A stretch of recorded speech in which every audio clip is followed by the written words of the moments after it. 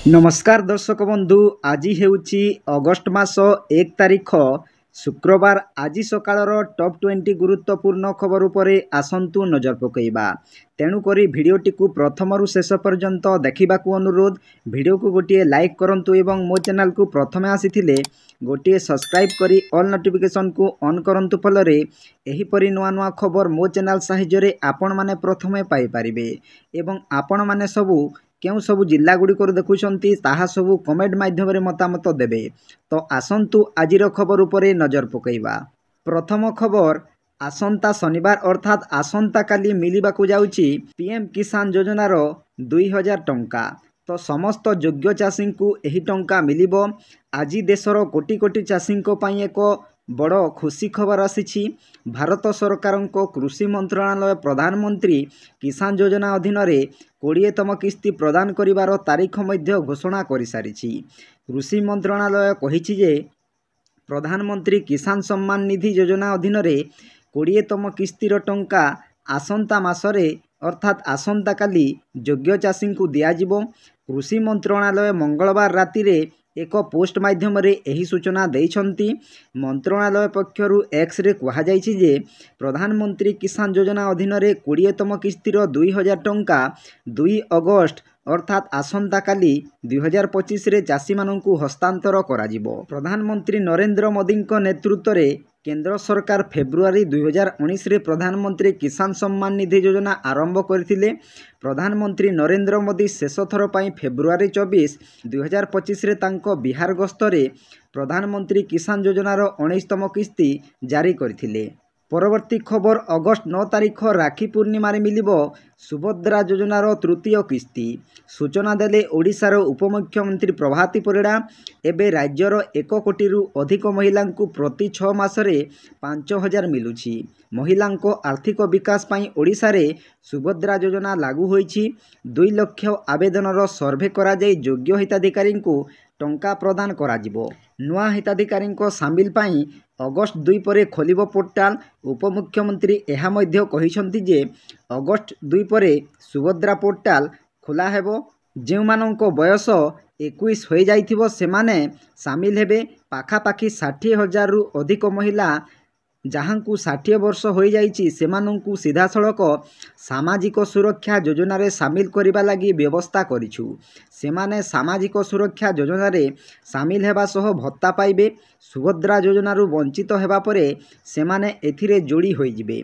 तृतीय किस्तीर टंका प्रदान कार्यक्रम राज्य सरकारक पक्षरु कोरापुट रो जयपुर रे आयोजन हेउछि। मुख्यमंत्री मोहन चरण माझी कार्यक्रम रे जोग देई सुभद्रा टंका प्रदान करिवे। कोटिया रे घरे घरे सुभद्रा टंका पहुँचीबो। एहा पूर्वरु कोटिया जाई सुभद्रा एनरोलमेंट चेक करिवे उपमुख्यमंत्री प्रभाती परिडा। परवर्ती खबर, एबे समस्तंक घरे चुली अपेक्षा गैस सिलिंडर अछि। प्रत्येक लोक चुली रोषेई अपेक्षा गैस रोषेई को अपनाई नहीं। हेले आपण जानिछंती जदि हठात सिलिंडर रु गैस सरी जाए तेबे खाइबा रोषेई होई पारिबो नाही। तेणु प्रायतः लोक माने सिलिंडर ऑर्डर करिबा तारीख को मने करंती, जहा द्वारा सिलिंडर रे केते गैस अछि बाकी एवं केते जाए गैस चलिबो ताहा आकलन करि परिबे। किंतु आज आमे आपनकु एपरि एक पद्धति विषय रे कहिबाकू जाउछु, जहा परे जदि आपण तारीख भूली जानती तेबे आपण चिंता करिवे नाही। प्रथमे आपण एक सफा कपड़ा को भल भाबरे ओदा करंतु। एबे एही ओदा कपड़ा को सिलिंडर चारि पाखरे गुड़ांतु।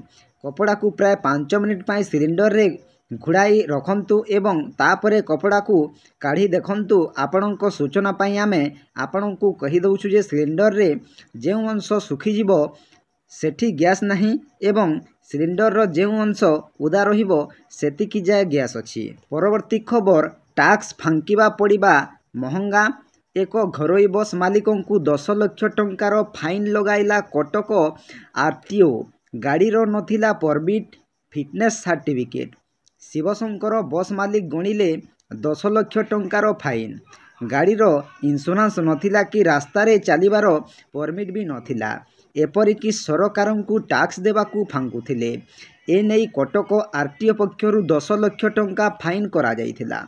तेबे फिटनेस पाई 5000, पॉल्यूशन पाई 10,000, परमिट बाबद को 10,000, बीमा पाई 2,000, टैक्स 3,07,664 और पेनाल्टी बाबद को 6,85,092 टंका समुदाय 10 लाख टंका 19,756 टंका फाइन करा जाइथिला। परवर्ती खबर चिकित्सालय रे चरम अवहेला, ज्वर रे आक्रांत शिशु को देले कुकुर कामुड़ा इंजेक्शन। सुंदरगढ़ जिला बनाई डाक्तरखानारू अभियोग होईछि। अभियोग अनुसार जणे 4 वर्षर शिशु को ज्वर हेबारू डाक्तरखाना आनिथिले परिवार। प्रेस्क्रिप्शन रे डाक्टर ज्वर बदल रे कुकुर कामुड़ा इंजेक्शन लिखिथिले। मेडिसिन आनिबाकू गला बेले प्रेस्क्रिप्शन देखि कुकुर कामुड़ुछि कि बोली पचारिथिले दोकानी। शिशुंको संपर्कीय मना करथिले भी कुकुर कामुड़ा इंजेक्शन देइथिले। परे डाक्टरंकु पचारिबारू डाक्टर जनक प्रेस्क्रिप्शन चिरी देइथिले बोली कहिसंती शिशुंको संपर्कीय। परवर्ती खबर आईसीसी कमिटी न कले कर्तृपक्षों दरमा हेब बंद। दरमा बंद करने को निर्देश देले उपमुख्यमंत्री प्रभाती परिड़ा। मासे भितर राज्यर सबु कॉलेज रे आईसीसी कमिटी करने को टार्गेट रखा जाइछि। जो माने भूल अभियोग करुछंती सेमानंको उपरे कार्यानुष्ठान नियाजिबो बोली से कहिसंती। तेबे मासे भितर सबु कॉलेज रे आईसीसी कमिटी करने को लक्ष्य रखिछंती सरकार। एही कमिटी न कले दरमा बंद करने को निर्देश देइछंती उपमुख्यमंत्री। से आहुरी मध्य कहिछंती जो माने भूल अभियोग करुछंती पोच एक्ट अनुसार सेमानंको उपरे कार्यानुष्ठान नियाजिबो। तेणु पोच एक्ट बाबदरे लोकसेवा भवनरू आरंभ होइथिबा सचेतन कार्यक्रम आगकू ब्लॉक स्तर रे मध्य हेबो। परवर्ती खबर सुना दर को नहीं आसिला खुशी खबर। गतकाली सुना रेट खसीथिबा बेले आजि दर रे पुणी थरे परिवर्तन देखा मिली। जदि आपण आजि सुना अलंकार किनिबा पाई योजना करुछंती तेबे एही खबर आपणक पाई गुरुत्वपूर्ण अटे। तेबे आसंतु जानिबा केउ सहर रे केते रहिछि सुना रेट। आज भारतीय बजार रे 24 कैरेट सुना 1,30,000 टंका रही। सेहीपरि 22 कैरेट सुना दर 91,700 टंका छुईछि। सेहीपरि राजधानी भुवनेश्वर रे 24 कैरेट सुना मूल्य 10 ग्राम पिछा 1,30,000 टंका रही बेले 22 कैरेट सुनार मूल्य 1,700 टंका को पहुँची। परवर्ती खबर 1918 मसीह एहीपरि एक फ्लू द्वारा दुनिया रे व्यापी थिला, जहा कारणरू 5 कोटी भी अधिक लोकंक मृत्यु होइथिला। कहुछि कि एही भाइरस ताठारू भी आहुरी भयंकर अटे। आगकू दुनिया उपरे गोटे बड़ विपद माड़ी आसुअछि। एही विपद एक भयंकर भाइरस अटे जहाँकि पवन रे मिसी 36 घंटे पूरा दुनिया को व्यापी जीव बोली कहुछि। एही भाइरस पाई 8 कोटी लोकंक मृत्युर आशंका रही। एही भाइरस पाई विश्व स्वास्थ्य संगठन रो पूर्व प्रमुख अलर्ट देई अछंती। से एहाकू वर्तमान सबुठु बड़ भयंकर फ्लू बोली कहिसंती।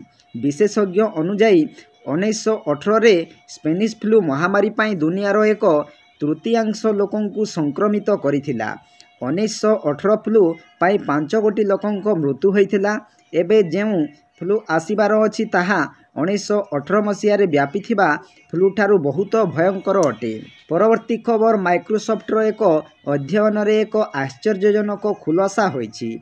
एही अध्ययन अनुसार इंटरप्रेटर एवं ट्रांसलेटर, इतिहासकार, सेल्फ रिलेक्जेक्टिव, पैसेंजर अटेंडेंट आदि नौकरी गुड़िक उपरे आर्टिफिशियल इंटेलिजेंस रो बड़ विपद माड़ी आसुछि। एही अध्ययन रे एआई जोगु सबुठारु अधिक प्रभावित हेबाकु थिबा 40टी चाकरीर तालिका प्रकाश करा जाइछि। एआई सांगरे चलिबा आवश्यक। एहार विरोध नुहे। साधारणतः एआई विषय रे चर्चा हेले लोकंक मनरे एहार प्रभाव रे आईटी कन्सल्टान्सी, गवेषणा एवं लेखालेखि जड़ित चाकरी गुड़िक शेष होइजिबो बोली धारणा हुए। किंतु माइक्रोसॉफ्ट रो अध्ययन रे एहा स्पष्ट करा जाइछि जे एआई रो प्रभाव संपर्क रे वास्तविक आशा रखिबा आवश्यक।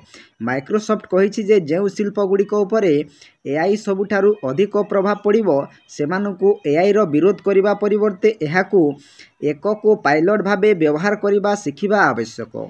ପରବର୍ତ୍ତୀ ଖବର ସ୍କୁଲ ପିଲାଙ୍କ ପାଇଁ ଖୁସି ଖବର। ଯେହେତୁ ଅଗଷ୍ଟ ମାସରେ ଏକା ସାଙ୍ଗରେ 3ଟି ବଡ଼ ପର୍ବ ଆସୁଛି, ତେଣୁ ପର୍ବଗୁଡ଼ିକ ଯୋଗୁଁ ସ୍କୁଲଗୁଡ଼ିକ ଅନେକ ଦିନ ପାଇଁ ବନ୍ଦ ରହିବ।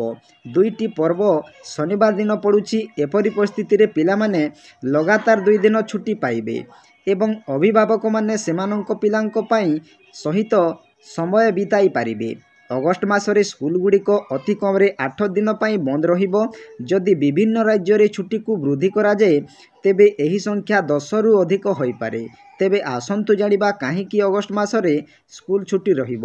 ଦେଶର ବିଭିନ୍ନ ସ୍ଥାନରେ ଶନିବାରରେ ସ୍କୁଲର ନିୟମ ଭିନ୍ନ ହୋଇଥାଏ। ଅନେକ ସ୍ଥାନରେ ଶନିବାର ସ୍କୁଲଗୁଡ଼ିକ ସମ୍ପୂର୍ଣ୍ଣ ବନ୍ଦ ରହୁଥିବା ବେଳେ କିଛି ସ୍ଥାନରେ ଦ୍ୱିତୀୟ ଏବଂ ଚତୁର୍ଥ ଶନିବାରରେ ସ୍କୁଲଗୁଡ଼ିକ ବନ୍ଦ ରହେ। ପରବର୍ତ୍ତୀ ଖବର ଲୋକସଭାର ବିରୋଧୀ ଦଳ ନେତା ଏବଂ କଂଗ୍ରେସ ଏମ୍ପି ରାହୁଲ ଗାନ୍ଧୀ ଗୁରୁବାର ଆମେରିକା ରାଷ୍ଟ୍ରପତି ଡୋନାଲ୍ଡ ଟ୍ରମ୍ପଙ୍କ ବିବାଦୀୟ ବୟାନକୁ ସମର୍ଥନ କରିଛନ୍ତି, ଯେଉଁଥିରେ ସେ ଭାରତକୁ ଏକ ଡେଡ୍ ଇକୋନୋମି ବୋଲି କହିଥିଲେ। ରାହୁଲ ଗାନ୍ଧୀ କହିଛନ୍ତି, ଏହି ବୟାନ ସତ୍ୟକୁ ପ୍ରତିଫଳିତ କରେ, ଯାହାକୁ କେବଳ ଭାରତ ସରକାର ଗ୍ରହଣ କରୁନାହାନ୍ତି। ଟ୍ରମ୍ପଙ୍କ ପୋଷ୍ଟ ଉପରେ ପ୍ରତିକ୍ରିୟା ଦେଇ ରାହୁଲ ଗାନ୍ଧୀ ଖବରଦାତାମାନଙ୍କ ସହ ଆଲୋଚନାରେ କହିଛନ୍ତି, ସେ ଠିକ୍ କହିଛନ୍ତି। ପ୍ରଧାନମନ୍ତ୍ରୀ ଏବଂ ଅର୍ଥମନ୍ତ୍ରୀଙ୍କ ବ୍ୟତୀତ ସମସ୍ତେ ଏହା ଜାଣନ୍ତି। ସମସ୍ତେ ଜାଣନ୍ତି ଯେ ଭାରତୀୟ ଅର୍ଥନୀତି ଏକ ମୃତ ଅର୍ଥନୀତି। ମୁଁ ଖୁସି ଯେ ରାଷ୍ଟ୍ରପତି ଟ୍ରମ୍ପ ଏହି ସତ୍ୟକୁ ଆଗକୁ ବଢ଼ାଇଛନ୍ତି। ସମଗ୍ର ବିଶ୍ୱ ଜାଣେ ଯେ ଭାରତୀୟ ଅର୍ଥନୀତି ଏକ ମୃତ ଅର୍ଥନୀତି। ଭାଜପା ଆଦାନୀଙ୍କୁ ସାହାଯ୍ୟ କରିବା ପାଇଁ ଅର୍ଥନୀତିକୁ ନଷ୍ଟ କରିଛି। ପରବର୍ତ୍ତୀ ଖବର ଡିଜିଟାଲ ପେମେଣ୍ଟ ଦୁନିଆରେ ଏକ ବଡ଼ ପରିବର୍ତ୍ତନ ଆସିବାକୁ ଯାଉଛି। ବର୍ତ୍ତମାନ ପର୍ଯ୍ୟନ୍ତ ମାଗଣାରେ ୟୁପିଆଇ ସେବା ପାଇଁ ଏଣିକି ଶୁଳ୍କ ଦେବାକୁ ପଡ଼ିପାରେ। ଦେଶର ବେସରକାରୀ ଆଇସିଆଇସିଆଇ ବ୍ୟାଙ୍କ ଅଗଷ୍ଟ 1, 2025ରୁ ପେମେଣ୍ଟ ଏଗ୍ରିଗେଟର ମାନଙ୍କ ୟୁପିଆଇ କାରବାର ଉପରେ ଶୁଳ୍କ ଆଦାୟ କରିବାକୁ ଯାଉଛି। ଏହି ନୂଆ ନିୟମ ଯୋଗୁଁ ସାଧାରଣ ଗ୍ରାହକଙ୍କ ଉପରେ ସିଧାସଳଖ ପ୍ରଭାବ ପଡ଼ିବାର ସମ୍ଭାବନା କମ୍ ଥିଲେ ମଧ୍ୟ ଏହା ବ୍ୟବସାୟିକ ଡିଜିଟାଲ ପେମେଣ୍ଟ ସିଷ୍ଟମ ଉପରେ ପରୋକ୍ଷ ପ୍ରଭାବ ପକାଇପାରେ। ଆଇସିଆଇସିଆଇ ବ୍ୟାଙ୍କ ପୂର୍ବରୁ ୟେସ୍ ବ୍ୟାଙ୍କ ଏବଂ ଆକ୍ସିସ୍ ବ୍ୟାଙ୍କ ମଧ୍ୟ ଏହିପରି ଶୁଳ୍କ ଲାଗୁ କରିସାରିଛନ୍ତି।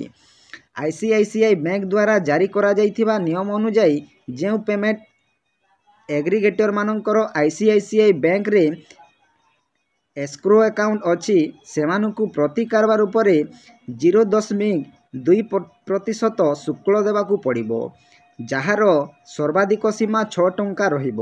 ଯେଉଁ ପେମେଣ୍ଟ ଏଗ୍ରିଗେଟରମାନଙ୍କ ଆଇସିଆଇସିଆଇ ବ୍ୟାଙ୍କରେ ଏସ୍କ୍ରୋ ଆକାଉଣ୍ଟ ନାହିଁ, ସେମାନଙ୍କ ପାଇଁ ଶୁଳ୍କ 2 ଗୁଣ ଅର୍ଥାତ୍ 0.4% ରହିବ ଏବଂ ଏହାର ସର୍ବାଧିକ ସୀମା 10 ଟଙ୍କା ହେବ।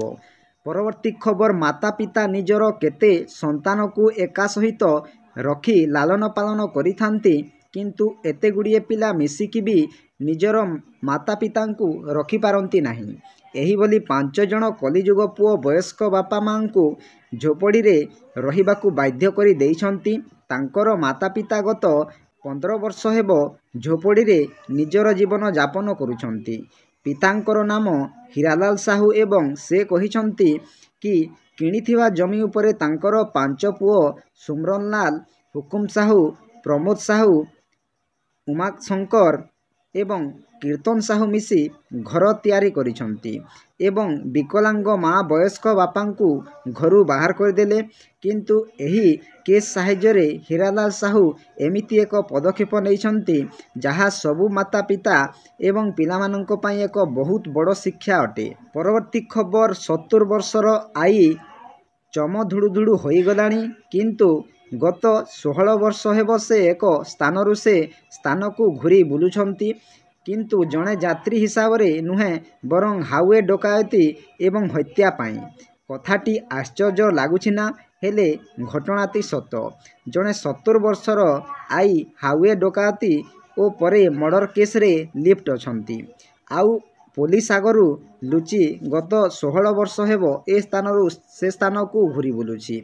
ବୃଦ୍ଧା ଆଈ ନାଁରେ ତାଙ୍କର ଯମୁନା ଅର୍ଜୁନ ଚୁରାନା ଗୁଜରାଟର ବିଭିନ୍ନ ସ୍ଥାନ ବୁଲୁଛନ୍ତି, କିନ୍ତୁ ସଉକରେ ନୁହେଁ ପୋଲିସ ପାଖରୁ ଲୁଚି। କାରଣ ସେ ସିନା ବୃଦ୍ଧା ହୋଇଗଲେଣି, ଚମଡ଼ା ତାଙ୍କର ଧୁଡ଼ୁଧୁଡ଼ୁ ହୋଇଗଲାଣି, ହେଲେ ସେ ଜଣେ ସିରିଏଲ ଡକାୟତ ସାଙ୍ଗକୁ ହତ୍ୟାକାରୀ। ପରବର୍ତ୍ତୀ ଖବର କେନ୍ଦ୍ରୀୟ ମନ୍ତ୍ରିମଣ୍ଡଳ ଜାତୀୟ ସହକାରୀ ବିକାଶ ନିଗମ ପାଇଁ 2000 କୋଟି ଟଙ୍କାର ଆର୍ଥିକ ସହାୟତାକୁ ମଞ୍ଜୁରୀ ଦେଇଛନ୍ତି। 2025ରୁ 2026 ଆର୍ଥିକ ବର୍ଷରୁ 2028ରୁ 29 ପର୍ଯ୍ୟନ୍ତ 4 ବର୍ଷ ପାଇଁ ଏହି ଅର୍ଥ ବ୍ୟୟ କରାଯିବ, ଯାହା ଅଧୀନରେ ପ୍ରତିବର୍ଷ 500 କୋଟି ଟଙ୍କାର ପ୍ରଦାନ କରାଯିବ। ଏହି ନିଷ୍ପତ୍ତି ସମ୍ପର୍କରେ କେନ୍ଦ୍ରୀୟ ସୂଚନା ଓ ପ୍ରସାରଣ ମନ୍ତ୍ରୀ ଅଶ୍ୱିନୀ ବୈଷ୍ଣବ ସୂଚନା ଦେଇଛନ୍ତି। ଏହି ଯୋଜନା ଅଧୀନରେ ଦେଶର ବିଭିନ୍ନ ସରକାରୀ ସମିତିଗୁଡ଼ିକୁ ସଶକ୍ତ କରାଯିବ। ଏହାଦ୍ୱାରା ଦୁଗ୍ଧ, ପଶୁପାଳନ, ମତ୍ସ୍ୟଚାଷ, ଚିନି, ବସ୍ତ୍ର, ଖାଦ୍ୟ ପ୍ରକ୍ରିୟାକରଣ, ଉଡ଼୍ଡୟନ ଏବଂ ଶୀତଳ ଭଣ୍ଡାର ଆଦି କ୍ଷେତ୍ରରେ କାର୍ଯ୍ୟ କରୁଥିବା 13,288ଟି ସରକାରୀ ସହକାରୀ ସମିତିର ପ୍ରାୟ 2.9 କୋଟି ସଦସ୍ୟ ଉପକୃତ ହେବେ। ଏହା ସହିତ ଶ୍ରମ ଓ ମହିଳା ନେତୃତ୍ୱାଧୀନ ସରକାରୀ ସହକାରୀ ସମିତିଗୁଡ଼ିକୁ ମଧ୍ୟ ସହାୟତା ମିଳିବ। ପରବର୍ତ୍ତୀ ଖବର, ଅଗଷ୍ଟ ମାସ ଅର୍ଥାତ୍ ଆସନ୍ତାକାଲି ବିଏସ୍ଏନ୍ଏଲ୍ର ନୂଆ ସେବା ଆରମ୍ଭ ହୋଇପାରେ। ଅଗଷ୍ଟ ମାସରେ ବିଏସ୍ଏନ୍ଏଲ୍ କମ୍ପାନୀ କିଛି ବଡ଼ ପରିବର୍ତ୍ତନ କରିବାକୁ ଯାଉଛି। ଏକ୍ସରେ ଅଫିସିଆଲ ପକ୍ଷରୁ ଏହି ଘୋଷଣା କରାଯାଇଛି।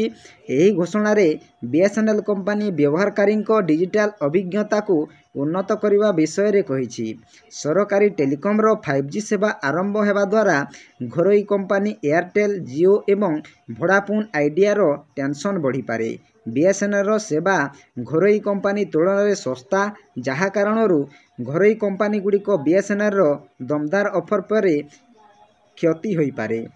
ପରବର୍ତ୍ତୀ ଖବର, ଚାଷୀ ପଞ୍ଜୀକରଣ ସମସ୍ୟା ନେଇ ଯୋଗାଣ ମନ୍ତ୍ରୀ କୃଷ୍ଣଚନ୍ଦ୍ର ପାତ୍ର ପ୍ରତିକ୍ରିୟା ଦେଇଛନ୍ତି। ଚାଷୀ ପଞ୍ଜୀକରଣ ପ୍ରକ୍ରିୟା ଆହୁରି ସରଳୀକରଣ ହୋଇଛି। ବର୍ତ୍ତମାନ ପର୍ଯ୍ୟନ୍ତ 3,38,735 ଜଣ ଚାଷୀ ପଞ୍ଜୀକରଣ କରିସାରିଲେଣି। ଗତ ବର୍ଷ ଏହି ସମୟରେ 3,48,000 ଚାଷୀ ପଞ୍ଜୀକରଣ କରିଥିଲେ। ଏଥିରେ ବେଶୀ ବ୍ୟବଧାନ ନାହିଁ। ଗତ ବର୍ଷ ଜୁଲାଇ 15 ତାରିଖରୁ ଆରମ୍ଭ ହୋଇଥିଲା। ଏଥର ପଞ୍ଜୀକରଣ 4 ଦିନ ବିଳମ୍ବରେ ଆରମ୍ଭ ହୋଇଛି। ପଞ୍ଜୀକରଣରେ ମାତ୍ର 10,000 ବ୍ୟବଧାନ ରହିଛି।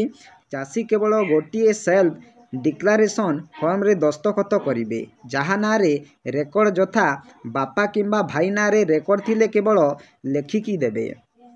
ପରବର୍ତ୍ତୀ ଖବର, ବୁଧବାର ଆମେରିକା ଭାରତ ଉପରେ 25% ଟାରିଫ୍ ଘୋଷଣା କରିଛି। ଆମେରିକା ରାଷ୍ଟ୍ରପତି ଡୋନାଲ୍ଡ ଟ୍ରମ୍ପ ଭାରତ ଉପରେ ଟାରିଫ୍ ଘୋଷଣା କରିବା ସମୟରେ କହିଥିଲେ ଯେ ବନ୍ଧୁ ହେବା ସତ୍ତ୍ୱେ ଭାରତ ଏବଂ ଆମେରିକା ତୁଳନାତ୍ମକ ଭାବରେ କମ୍ ବାଣିଜ୍ୟ କରିଛନ୍ତି। ଭାରତ ଏବଂ ସେହି ଦେଶଗୁଡ଼ିକ ତାଲିକାରେ ସାମିଲ ହୋଇଛି ଯେଉଁଠାରୁ ଆମେରିକା ଅଗଷ୍ଟ 1ରୁ ଟାରିଫ୍ ଲଗାଇବ। ଟ୍ରମ୍ପଙ୍କ ଟାରିଫ୍ ଦ୍ୱାରା କେଉଁ କ୍ଷେତ୍ର ପ୍ରଭାବିତ ହେବ? ଆସନ୍ତୁ ବିଶେଷଜ୍ଞମାନେ ଏହା ଉପରେ କ'ଣ କହିଛନ୍ତି। ବଜାର ବିଶେଷଜ୍ଞଙ୍କ ଅନୁସାରେ ଭାରତ ଯେଉଁ ସମସ୍ତ ସାମଗ୍ରୀ ଏବଂ କ୍ଷେତ୍ର ରପ୍ତାନି କରେ, ସେଗୁଡ଼ିକ ସେହି କମ୍ପାନୀଗୁଡ଼ିକ ଦ୍ୱାରା ପ୍ରବଳ ଭାବରେ ପ୍ରଭାବିତ ହେବ।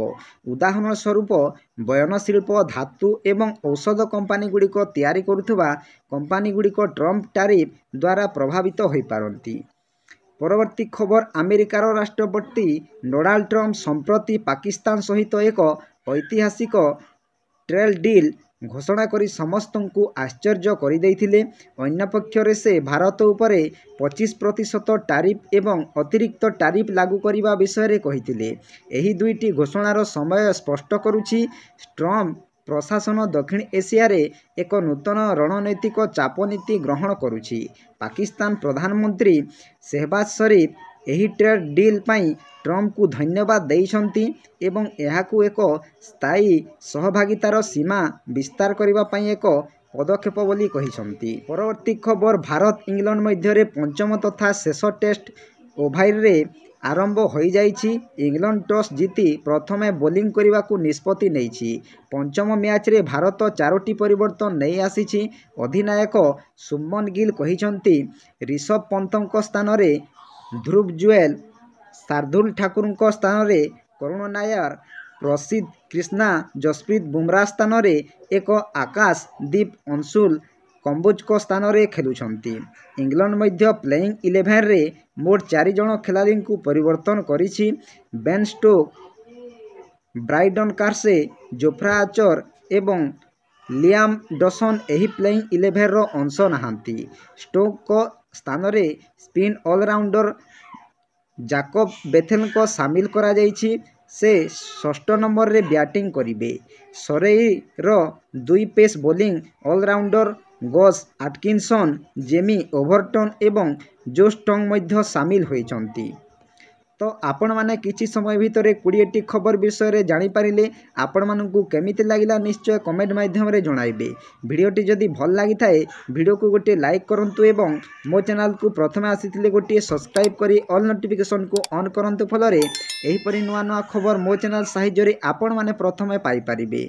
एवं आपण माने केउ सब जिल्ला गुडी को देखुछंती ताहा सब कमेंट माध्यम रे मतामत देबे। भिडियो को एटीएन करूछि। जय जगन्नाथ।